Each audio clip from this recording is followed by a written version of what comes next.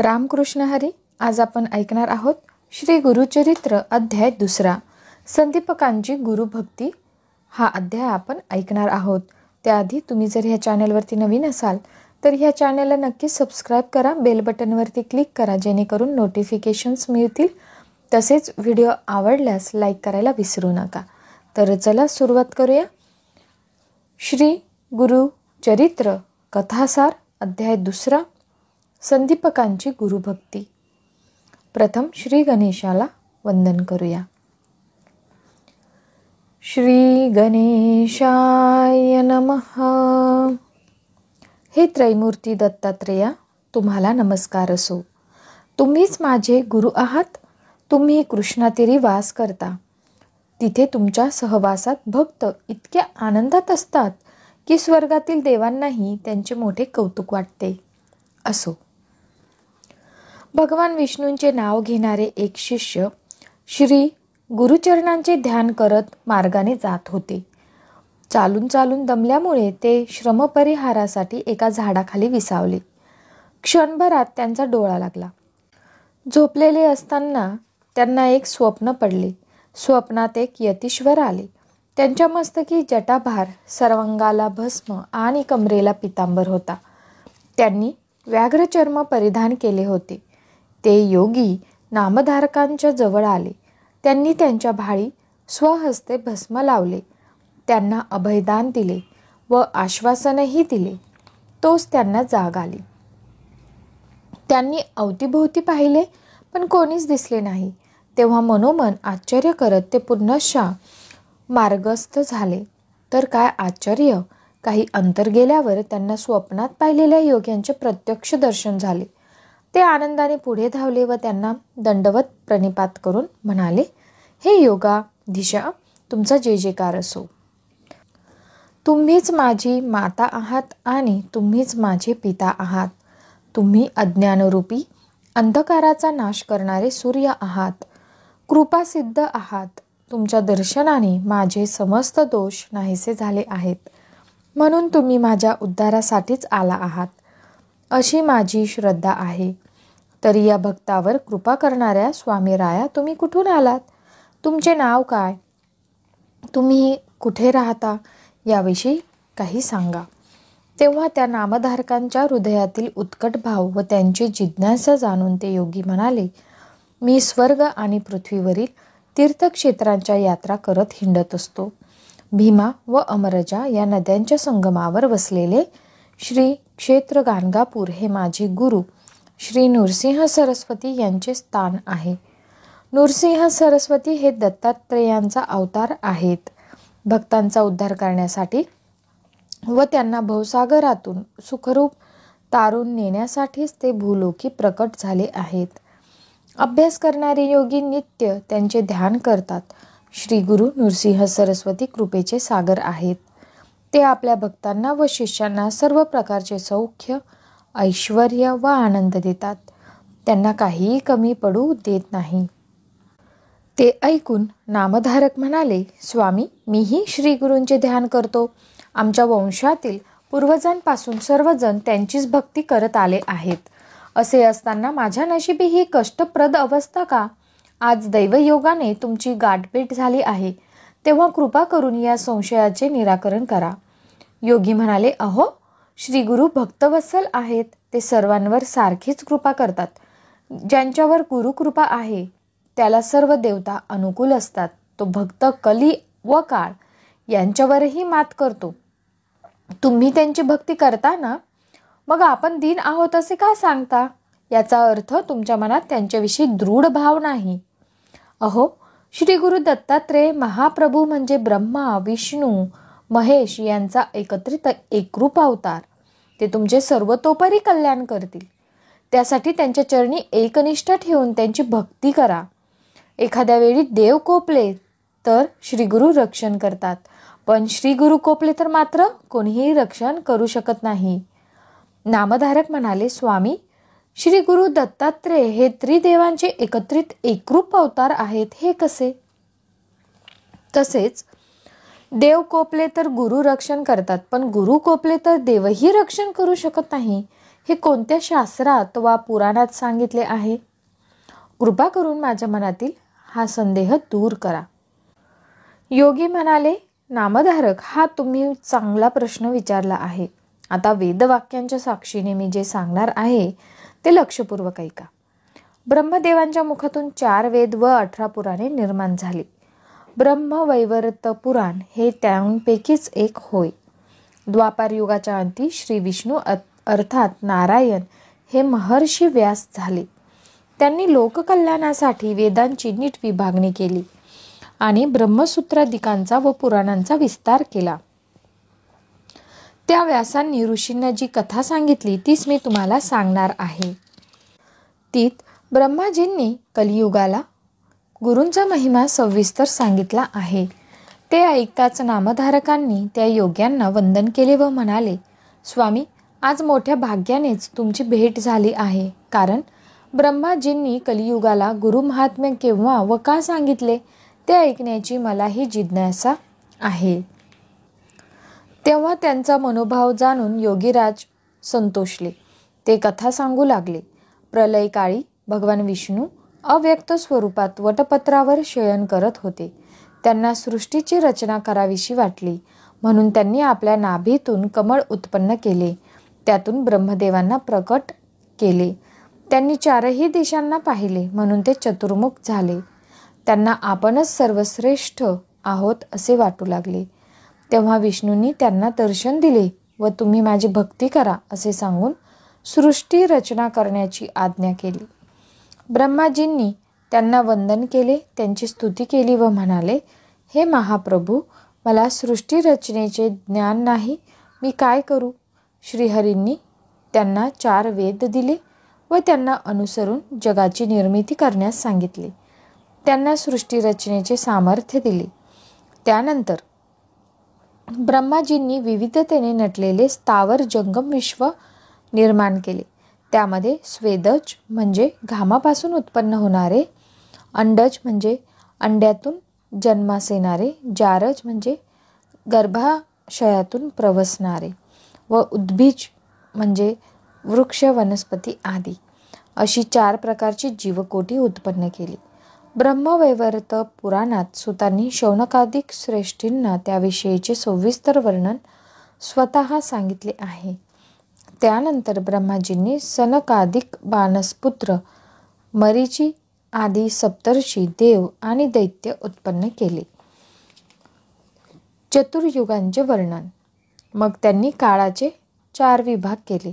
त्या प्रत्येक भागाला अनुक्रमे कृतयुग, त्रेतायुग, द्वापारयुग व कलियुग ही नावे दिली. त्यांचे पृथ्वीवर क्रमाने आगमन होते. त्या प्रत्येक युगाचा स्वतःचा असा विशिष्ट वेश आहे, स्वभाव आहे, कार्यप्रभाव आहे. कृतयुग म्हणजेच सत्ययुग. ते सत्यवचनी, वैराग्यशील, ज्ञानी व सत्वगुणांची वृद्धी करणारे होते. त्याने शुभ्र वस्त्र परिधान केले होते. त्याने यज्ञोपवीत व रुद्राक्षमाळा धारण केल्या होत्या. हातांमध्ये कंकणे घातली होती. ब्रह्माजींच्या आज्ञेने ते पृथ्वीवर आले. त्याने आपल्या स्वभावाला अनुसरून लोकांना सत्प्रवृत्त व सन्मार्गी केले. तपश्चर्येचा मार्ग प्रगट करून जनोद्धार केला. कृतयुगाचा अवधी पूर्ण होताच ब्रह्माजींनी त्याला परत बोलावून त्रेतायुगास पृथ्वीवर पाठवले. ते स्थूल देहाचे होते. त्याच्या हाती यज्ञाची सामग्री होती. ते विवेकी, वैराग्यशील व धर्मशास्त्र प्रवर्तक होते. कृतयुग म्हणजे मूर्तिमंत यज्ञच. पृथ्वीवर आल्यानंतर त्याने आपल्या स्वभावाला अनुसरून धर्माचा व शास्त्रांचा प्रसार केला. कर्ममार्गाची स्थापना केली. त्या युगात लोक यज्ञाद्वारे स्वतःचे कल्याण करून घेऊ लागले. आपला कार्यकाल पूर्ण करून ते आनंदाने परत गेले. मग ब्रह्माजींनी द्वापार युगाला पाठवले. त्यांच्या हातांमध्ये खडग, खटवांग व धनुष्यबाण ही आयुधे होती. ते उग्र, शांत, निष्ठुर व दयावान अशा मिश्र स्वभावाचे होते. त्या युगात जगामध्ये पाप व पुण्याचे प्रमाण समसमान होते. त्याने पृथ्वीवर आपल्या स्वभावधर्माप्रमाणे कार्य केले व परत गेले. त्यानंतर ब्रह्माजींनी कलियुगाला पाचारण केले. ते वृद्ध आणि वैराग्यशून्य होते. पिशाच्यासारखे मुख असणाऱ्या त्या कलीच्या अंतःकरणात एकसारखे हीन विचारच येत होते. ते ब्रह्माजींसमोर नग्न अवस्थेतच आले. त्यावेळी ते कलह व द्वेष यांना बरोबर घेऊन आणि रडत, हसत, वेडावत, धडपडत व शिव्या देतच आले होते. त्याने उजव्या हाताने स्वतःची जीभ व डाव्या हाताने शिश्न धरले होते. ते ब्रह्माजींपुढे अधोमुख उभे राहिले. त्याची लक्षणे पाहून त्यांनी विचारले, तू लिंग आणि जीभ का धरली आहेस? ते म्हणाले, मी सर्व लोकांना जिंकू शकतो, पण जे लोक आपली वाणी, रसना व कामवासना ताब्यात ठेवतात त्यांना मी काहीच करू शकत नाही. तुम्ही मला पृथ्वीवर पाठवू इच्छिता, पण माझा स्वभाव तुम्हाला ठाऊकच आहे. मला धर्माने वागलेले आवडत नाही. मी स्वच्छंदी आहे, निद्रा व कलहप्रिय आहे. परद्रव्य आणि परस्त्रीवर डोळा ठेवणारे हे मला बंधू वाटतात. पक्षपात करणारे, हेवा करणारे, ढोंगी, प्रपंचात आसक्त असलेले, छळ करणारे, बाहेरून संन्यासी पण अंतःकरणात प्रबळ भोगवासना असणारे, स्वतःच्या स्वार्थासाठी वाटेल ते दुष्कर्म करणारे हे मला प्राणप्रिय मित्र वाटतात. मी दुर्जनांचा आप्त व पुण्यवान सज्जनांचा वैरी आहे. ब्रह्माजी म्हणाले, तरीही पृथ्वीवर जा. तिथे तुझ्या प्रभावाने लोक अल्पायुषी होतील. त्यांची शक्तीही कमी असेल, पण त्यांच्यातही जे लोक तपश्चर्या करतील, अनुष्ठाने करतील, भगवत भक्ती करतील, त्यांना त्याचे फळ लवकर मिळेल. तू ब्रह्मज्ञ व पुण्यवान लोकांना इष्टकार्यसिद्धीसाठी सहाय्य कर. ते म्हणाले, ते तर माझे वैरी आहेत. ते जिथे असतात तिथे जाण्याचे मला धाडसच होत नाही. मी मग काय करू? ब्रह्माजी म्हणाले, तू काळाला बरोबर घेऊन जा. त्याच्या प्रभावाने लोकांची धर्मप्रवृत्ती निस्तेज होईल. सज्जनही पापप्रवृत्त होतील. त्यायोगे तुमचे कार्य सोपे होईल. ते म्हणाले, श्री हरी व शिवजींचे ध्यान करणारे, काशीत निवास करणारे, धर्म आचरण, तीर्थयात्रा, पुराण श्रवण, जप, तप, अनुष्ठान करणारे, जितेंद्रिय, राग व द्वेष नसणारे, शांत स्वभावाचे, आदंभिकपणे पुण्य करणारे आणि विवेकी अशा लोकांना पाहताच माझा प्राण कासावीस होतो. पण स्त्री पुत्राधिकांवर आसक्त असलेले, जन्मदात्यांचा तिरस्कार करणारे, वेदशास्त्रांची निंदा करणारे व हरिहरांमध्ये भेद करणारे हे सर्व माझ्या स्वभावाला अनुरूप वर्तन करणारे असल्याने मला आपलेसे वाटतात. जे माझे वैरी आहेत ते मला उपद्रव देतात, मला जराही दया दाखवत नाही. त्यावेळी मी काय करावे? ब्रह्माजी म्हणाले, काळजी करू नकोस. तुझे भूलोकी पदार्पण होताच लोक तुला अपेक्षित असलेलेच वर्तन करतील. तुझ्या प्रभावाने बहुतेक सर्वच लोक पीडित होतील, पण ज्यांच्यावर तुझा प्रभाव पडणार नाही ते तुला कधीही वश होणार नाहीत. असे पुण्यवान सज्जन फारच थोडे असतील. तू त्यांना सहाय्य कर. ते म्हणाले, मी दुष्ट स्वभावाचा आहे. धर्म आचरण करणाऱ्यांना कसे सहाय्य करणार? ब्रह्माजी म्हणाले, निर्मळ मनाचे, धैर्याने वागणारे, शुद्ध बुद्धी असणारे, निर्लोभी, माता पिता, देव, ब्राह्मण, गायी, तुळशी यांची सेवा करणारे, गुरूंची सेवा करणारे, भेदभावरहित, पुराण श्रवणात आस्था असलेले, धर्मसाधनेत तत्परता दाखवणारे व सत्कर्मांचे आचरण करणारे असतात. तेच साधू म्हटले जातात. तू त्यांना कधीही त्रास देऊ नकोस. त्यांना सहाय्य कर. ही माझी आज्ञा आहे. गुरु स्वरूप आणि गुरु महात्म्य आता ऐकूया. कलियुगाने विचारले, देवा, गुरु या शब्दाचा काय अर्थ आहे? त्याचे स्वरूप आणि महात्म्य काय आहे? ब्रह्माजी म्हणाले, ग अधिक उ व र अधिक उ मिळून गुरु हा शब्द होतो. त्यातील गकार हा गणेशवाचक, उकार हा विष्णुवाचक व रकार हा अग्निवाचक आहे. 2 वर्णांचा गुरु हा शब्द म्हणजे चारही मुक्तींची प्राप्ती करून देणारा महामंत्र आहे. गुरु हेच माता, गुरु हेच पिता, गुरु हेच परमशिव आहेत. शिवजी कोपले तर गुरु रक्षण करू शकतात, पण गुरु कोपले तर शिवजीही रक्षण करू शकत नाही. गुरु हेच ब्रह्मा, गुरु हेच विष्णू व गुरु हेच महेश्वर आहेत. गुरु हेच साक्षात परब्रह्म आहेत, म्हणून त्यांच्याच चरणी आश्रय घ्यावा. वैष्णव जन गुरुभक्ती अखंड राहो. अशी प्रार्थना करतात. कारण गुरु प्रसन्न झाले तर जगाचे अधीश्वर भगवान जनार्दनही प्रसन्न होतात. त्या भक्ताच्या अधीन होतात. गुरुभक्तीने तीर्थे, व्रते, योग, तप, शास्त्रमार्ग, आचार धर्म, वर्णाश्रम धर्म यांचे ज्ञान होते. भक्ती, वैराग्य, सत्प्रवृत्ती वृद्धिंगत होते. कली म्हणाला, देवा, गुरुदेवांपेक्षा श्रेष्ठ आहेत असे म्हणतात. हे कसे, याविषयी सविस्तर सांगा. ब्रह्माजी म्हणाले, संसारातून तरून जायचे असेल तर शास्त्रांचे श्रवण केले पाहिजे. ही शास्त्रे गुरुमुखातून ऐकली म्हणजे शास्त्रार्थाचे व्यवस्थित आकलन होते. अज्ञानाचा अंधकार दूर होतो आणि अंतकरण ज्ञानाने उजळून निघते. म्हणून गुरु हे प्रकाशमान ज्योती स्वरूप असतात. त्यांच्या सेवेने सर्व सिद्धी प्राप्त होतात.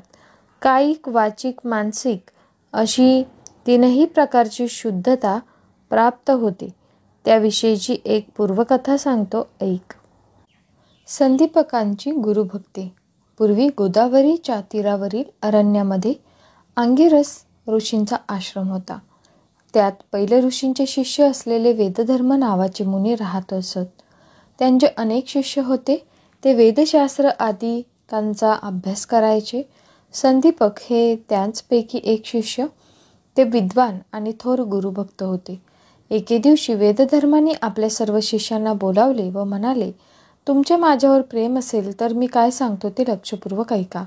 ते म्हणाले, गुरुजी, तुमचे वचन आम्हाला प्रमाण आहे, तरी जे सांगायचे असेल ते सांगा.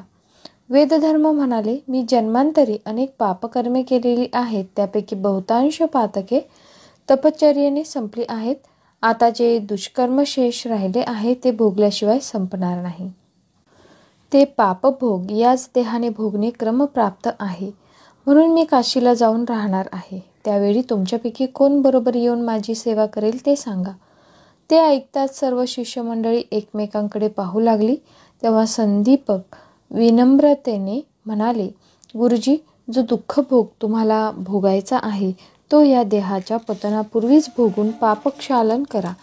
त्याशिवाय तुम्हाला मुक्ती मिळणार नाही. हे मला माहीत आहे, म्हणूनच मी तुमची सेवा करण्यास येणार आहे. ते ऐकून वेदधर्मांना समाधान वाटले. ते म्हणाले, वत्स, नीट विचार करा. दुःख भोगताना मी कुष्ठरोगी होईन, अंगहीन होईन, पांगळा होईन, मला अंधत्व येईल. तुम्हाला 21 वर्षे मला सांभाळावे लागेल. हे एक खडतर सेवाव्रतच असेल. याला तुमची तयारी आहे का? संदीपक म्हणाले, गुरुजी, तुम्ही कृपा केलीत तर तुमचे सर्व पापभोग भोगण्यास मी तयार आहे. वेदधर्म म्हणाले, तुमची सद्भावना मी जाणतो, पण ज्याचे कर्म त्यानेच भोगावे लागते ते अन्य कोणालाही देता येत नाही. त्यामुळे माझे देह प्रारब्ध मलाच भोगावे लागणार आहे. पण त्यावेळी माझी सेवा शुश्रा करताना तुम्हालाच अधिक कष्ट पडणार आहेत. संदीपक म्हणाले, गुरुजी, माझ्यासाठी तुम्हीच काशी विश्वनाथ आहात. तुमच्यासाठी मी कितीही कष्ट सोशीन. पुढे काही दिवसांनी संदीपकांना बरोबर घेऊन वेदधर्म काशीला गेले.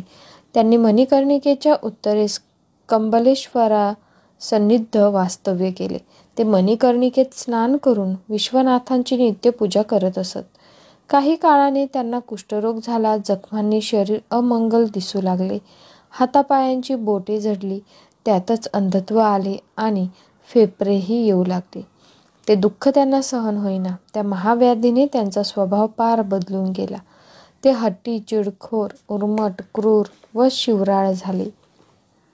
ते असंबद्ध बडबडायचे, संदीपकांवर रागवायचे, त्यांची निंदा करायचे आणि परस्पर विरुद्ध आज्ञा देऊन त्यांना अतिशय त्रास द्यायचे. त्यांच्या जागी दुसरा कोणी असता तर नक्कीच पळून गेला असता. पण ते डगमगले नाही. अनंत हाल अपेष्टा सोसून गुरुसेवेत अहोरात्र तत्पर राहिले. ते गुरूंचे गुणदोष कधीच मनात आणत नसत. गुरुसेवेत ते स्वतःलाही विसरून गेले होते. त्यांना स्वतःसाठी वेळ मिळत नसे. देवदर्शनालाही जाता येत नसे. पण याबद्दल त्यांना कधीही खंत वाटली नाही. संदीपकांची ही एकनिष्ठ सेवाभक्ती पाहून काशी विश्वनाथ प्रसन्न झाले. त्यांनी त्यांना दर्शन दिले व म्हणाले, तुमची गुरुभक्ती पाहून मी संतुष्ट झालो आहे. तरी इष्टवर मागून घ्या. तेव्हा ते गुरूंकडे गेले व म्हणाले, गुरुजी, भगवान शंकर प्रसन्न होऊन मला वर देत आहेत. तुमची व्याधी बरी व्हावी असा वर मागू का?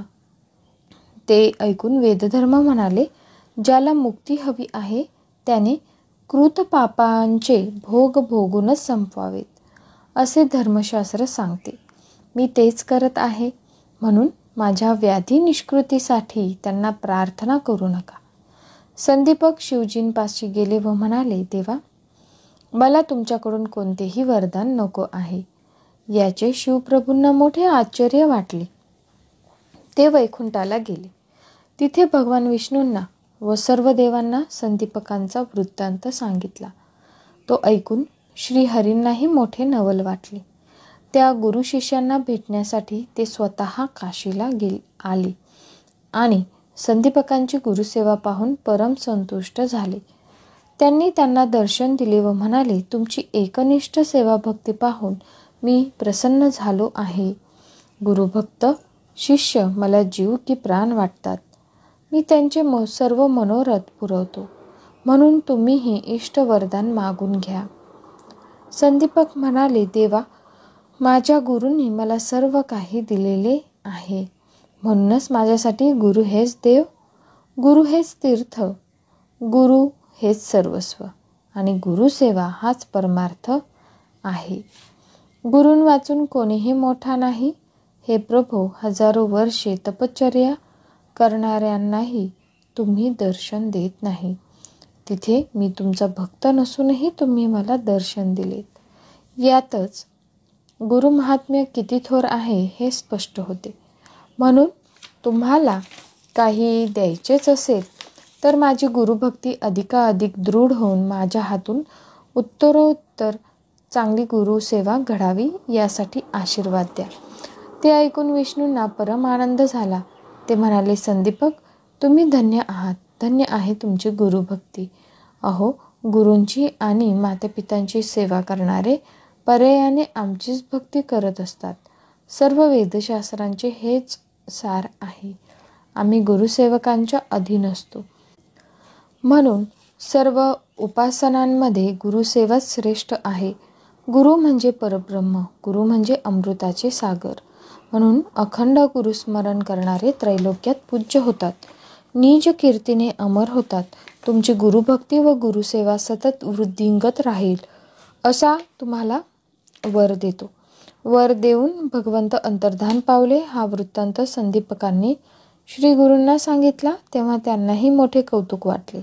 ते म्हणाले, हे शिष्योत्तमा, तुम्ही काशी क्षेत्री चिरकाल वास कराल. तुम्हाला नवनिधी म्हणजेच कुबेरांकडे असलेले महापद्म, पद्म, शंख, मकर, कच्छप, मुकुंद, कुंद, नील व खर्व असे सर्व संपत्तीचे ठेवे प्राप्त होतील. काशी विश्वेश्वर तुमच्यावर नित्य प्रसन्न राहतील. जे तुमचे स्मरण करतील त्यांचे दुःख, दैन्य, कष्ट यांचे निवारण होऊन ते सुखात, आनंदात, वैभवात राहतील. बोलणे पूर्ण होताच वेदधर्म दिव्यदेही झाले. ते महातपस्वी होते. त्यांच्याकडे पाप कुठून असणार? निज शिष्यांची परीक्षा घेण्यासाठीच ते कुष्ठरोगी झाले होते. त्यानंतर लोकांच्या कल्याणासाठी ते संदीपकांसह काशीतच राहिले. सूत म्हणाले, श्रोते हो, अशा प्रकारे ब्रह्माजींनी कलियुगाला गुरु महात्म्य समजावून सांगितले. संदीपकाची गोष्ट सांगून सिद्धयोगी नामधारकांना म्हणाले, गुरूंची थोरवी लक्षात घेऊन त्यांची दृढ भावाने सेवाभक्ती करावी. अशा सद्भक्तावर शिवजी नेहमीच प्रसन्न असतात. येथेच अध्याय 2 समाप्त होतो. पुढील व्हिडिओमध्ये आपण ऐकणार आहोत अध्याय 3 अमरीशांची कथा. तर येथेच थांबूया. ओम श्री गुरुदेव दत्त. धन्यवाद.